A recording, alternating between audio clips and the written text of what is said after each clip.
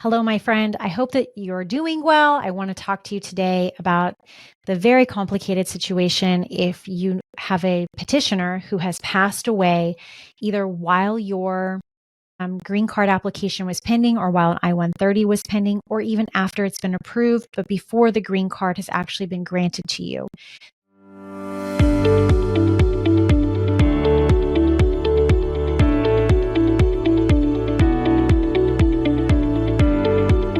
There are three basic types of options for you, maybe four, depending on how complicated we want to get. But I've recorded videos about each of those. So you can find those on my YouTube channel or for New Frontiers Immigration Law Made Easy. You can also find that on the podcast, Immigration Law Made Easy. So what we're going to talk about in this specific one is, in prior episodes, we've talked about humanitarian reinstatement.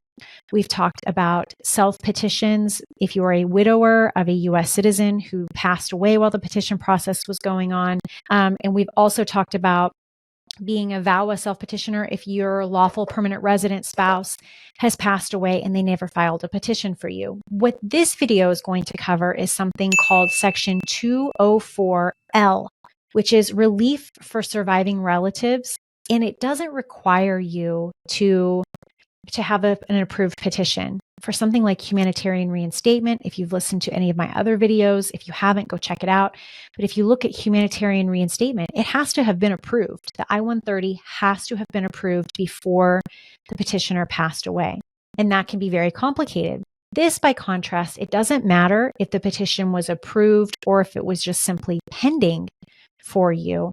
But it does require that you currently live in the United States. So let me share the USCIS website with you while I talk you through this, because it is so absolutely helpful. All you'll want to do is just Google Section 204L, relief for surviving relatives. And this website, it really breaks down exactly who it applies to. And in this specific situation, we're going to talk about principal I-130s. So this is for someone who, you or your spouse, your child, your son or daughter, your sibling has petitioned for you and they pass away. For some of these, they pass away either before you've been able to apply for your green card and get it approved, or they pass away before the I-130 itself has actually been approved. So it's still pending. And you're like, what do I do now? Well, first of all, you have to do these things. You have to show that you reside in the United States. So you need to be in the US. This can't be, this process is not going to be helpful to you if you currently live outside the US. Now, I want to push pause there and say, if you need to consular process and you need to go to your home country to finish the process, this can still help you. It's freaking fantastic, in fact, for being able to help you, even if you currently have to finish the process outside the US. It's very specific here. It says that it requires that you must have resided here. You reside in the United States and your residence is your primary home where you dwell without regard to intent, where you're living at. So if you can show that your primary home when your relative died was in the US, and that it is still in the US, you can apply this. This is something that's going to help you. So if your relative has passed away while you're living in another country, this is not going to help you. Okay, so I really want to be clear on that. And this section breaks it down really well. So if your relative dies while you're on vacation outside the country, and then you come back into the country and you find out that they've passed away, it specifically says on here, residence is not interrupted by incidental travel like vacation. Okay. So you need to show that at the time that your relative passed away, you were actually living in the US and that you still plan to live in the US, even if you were outside of it when they died. Okay. Next up, we have to show favorable discretion. So anything under this section 204L, it's not a guarantee. It's not a right. It's not anything like, they must grant it for you. Instead, it's more of a matter of discretion. So we have to show that you're a positive, that this is a positive decision for the USCIS to make for you. Okay. If you have situations like multiple DUIs or you have some criminal history from a long time ago, we're going to want to make sure that we balance, any of your negative history with a lot of positive history. So this is where working with an immigration lawyer like me and my team at New Frontier could be very beneficial for you. And indeed, I think this whole process, while relatively straightforward and really cool, is so unique that I would say if you're here, you should work with an immigration lawyer, because what you don't want to do is muck this up. And especially if you have to consular process, you do not want to mess around. Your petitioner's already passed away. We really don't want to aim and miss. Okay.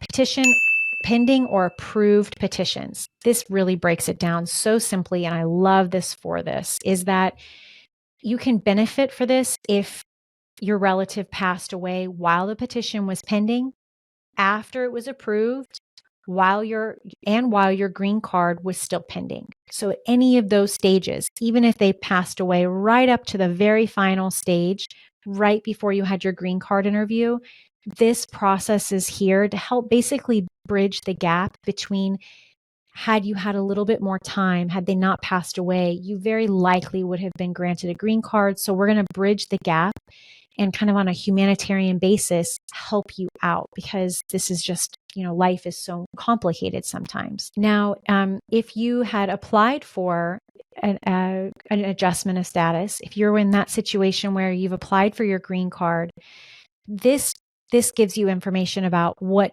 to do if your green card is pending, or if your petition, the I-130 itself, was already approved.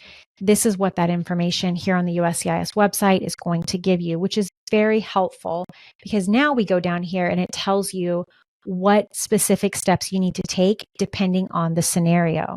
So if the petition was just simply pending, it describes up here how by nature of something being pending, it's going to be automatically basically canceled. But you can ask USCIS in writing under 204L to go ahead and continue processing it, to go ahead and continue approving it under this area of the law. The rest of the information here that I think is the most important is if you have a relative who's passed away, and we're going to be able to help you continue the process because you live here in the US, you still have to overcome the issue of an I-864 affidavit of support. This is a requirement unless you are a T or a U holder, asylee or a refugee. Or what I will also say is it's kind of under a different area of the law, but you could also be a VAWA self-petitioner or even an I-360 widower. So those are separate areas, but you would also not need an I-864 in those cases. What's so important to know here is that you have to have a special person be a substitute sponsor under Section 204L. It's just a requirement for you to get your green card. So if you don't have one of these special family members who have status, they're either a U.S. citizen or lawful permanent resident, then we would need to find a new pathway for you, okay? Because this is a requirement. Next up is, what if you needed a waiver and if you need a waiver and the person who is your qualifying relative is who passed away? I want to give you the amazing news that it's okay. USCIS is going to assume that this is approvable, but that you still need to show positive factors for why the waiver should still be approved.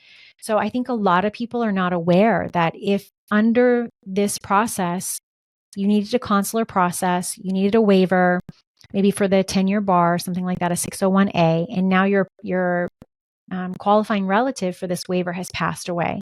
And a lot of people and a lot of attorneys will think, well, crap, this is really bad news.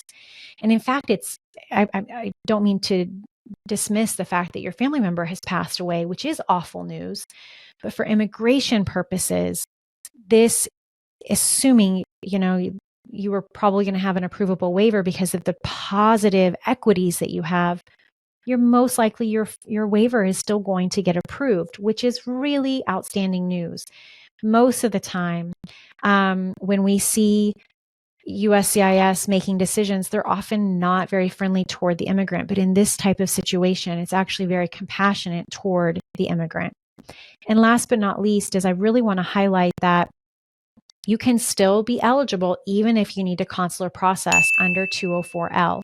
You need to be living in the US when your qualifying relative, your petitioner, passes. However, if you still need a consular process to finish getting your green card, it's okay. Just go through, we have to go through the 204L process. Okay. We have to go through this.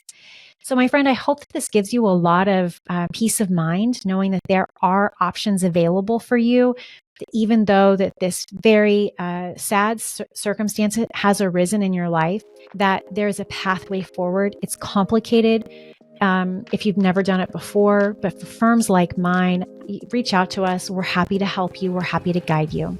Thank you.